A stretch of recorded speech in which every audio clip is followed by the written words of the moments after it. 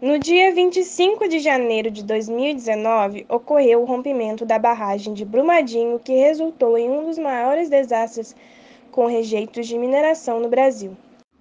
A barragem de rejeitos, classificada como de baixo risco e alto potencial de danos, era controlada pela empresa Vale e estava localizada no Ribeirão Ferro Carvão, na região do Córrego do Feijão, no município brasileiro de Brumadinho, a 65 quilômetros de Belo Horizonte, Minas Gerais. O ocorrido aconteceu após 3 anos do rompimento da barragem de Fundão, na cidade de Mariana. Mariana antes e agora Brumadinho, a empresa Vale está envolvida nos dois casos. Coincidência? Claro que não.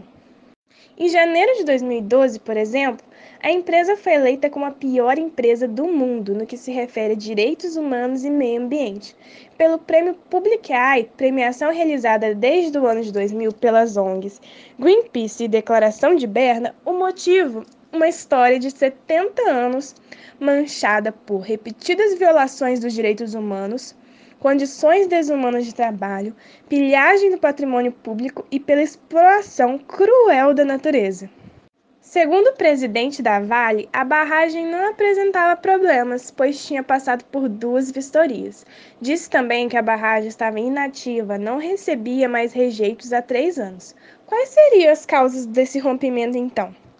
As barragens, em geral, são feitas a partir de um método chamado de alteamento, que consiste na elaboração de um dique para segurar a lama gerada no processo de beneficiamento do minério. À medida que o reservatório vai enchendo, novas camadas são construídas. O alteamento é a estrutura inicial da barragem. A partir disso, as barragens são construídas de 3 métodos principais, que são montante, jusante e linha de centro. O método utilizado pela barragem de Brumadinho é um montante, que cresce por meio de degraus feitos com o próprio rejeito sobre o dique inicial. É o método mais barato e menos seguro. As autoridades e técnicos em segurança de barragens trabalham com a hipótese de que o rompimento foi causado por um fenômeno chamado de liquefação, caracterizado pela redução da rigidez do solo a partir do acúmulo de água. Este fenômeno só ocorre em barragens construídas por alteamento a montante. E-mails trocados entre funcionários da Vale e engenheiros de uma empresa de consultoria, obtidos pela Polícia Federal, revelam que havia falha em pelo menos 5 piezômetros, que são sensores instalados na barragem para monitorar o nível de água e pressão interna na estrutura. Mas quem são os responsáveis e como podem ser punidos? A mineradora Vale foi a principal responsável pelo rompimento da barragem de Brumadinho, sendo que a mesma ainda respondia por processos na justiça pelo caso semelhante ocorrido em Mariana. Entretanto, a responsabilidade envolvida neste desastre ambiental vai muito além da empresa em si. Também houveram suspeitas de fraude de documentos, além da falha no acompanhamento dessa estrutura pelos engenheiros e funcionários responsáveis, já que estes deveriam zelar pela estabilidade da barragem e, se não estável, não deveria ser aprovado o licenciamento que comprova que a barragem está em bom estado de funcionamento. A culpa também recai para a autarquia federal encarregada da fiscalização de barragens no país, a Agência Nacional de Mineração, que também não monitorou corretamente a seguridade da estrutura. Como forma de punição, a Justiça determinou um bloqueio total de 11 bilhões da mineradora Vale e o IBAMA multou a empresa em um valor de 250 milhões, devido aos danos ao meio ambiente. A empresa também foi multada pela Secretaria Estadual do Meio Ambiente em 99 milhões. Embora na descrição dos valores da empresa, a Vale afirme ter como missão cuidar do nosso planeta e agir de forma correta, a atividade da empresa foi responsável por incontáveis consequências à vida da população atingidas e pelas consequências no ecossistema da região. Segundo a Vale, a lama proveniente do rompimento da barragem não era tóxica.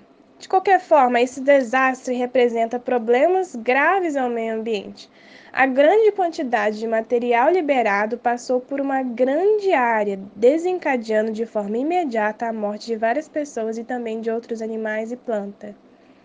É importante frisar que a região atingida é uma área com remanescentes da Mata Atlântica e, portanto, rica em biodiversidade. O solo da região pode também ser afetado em virtude da grande quantidade de lama depositada. Um dos primeiros impactos é a alteração da composição original do solo.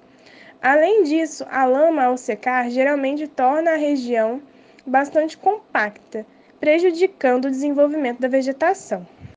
Aproximadamente 125 hectares de florestas foram perdidas. O fim das atividades da mineradora causou um impacto econômico, já que ela representa cerca de um terço da arrecadação, além dos efeitos indiretos por ser a maior contratadora. A Federação dos Trabalhadores da Agricultura de Minas Gerais estima entre 350 e 400 o número de produtores rurais prejudicados. Também o rio Paraupeba foi contaminado e ele passa por diversos municípios.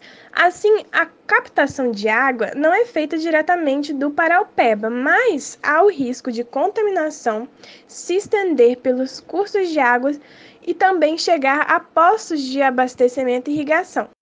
Portanto, apesar das medidas impostas pela Justiça de Minas Gerais, ainda temos um longo caminho a traçar em relação às questões ambientais no país e de como essas empresas devem ser punidas da devida forma. Tudo isso evidencia como a ação humana tem sido bastante nociva e prejudicial ao meio ambiente. A relação do homem com a natureza tem sido cada vez mais desastrosa.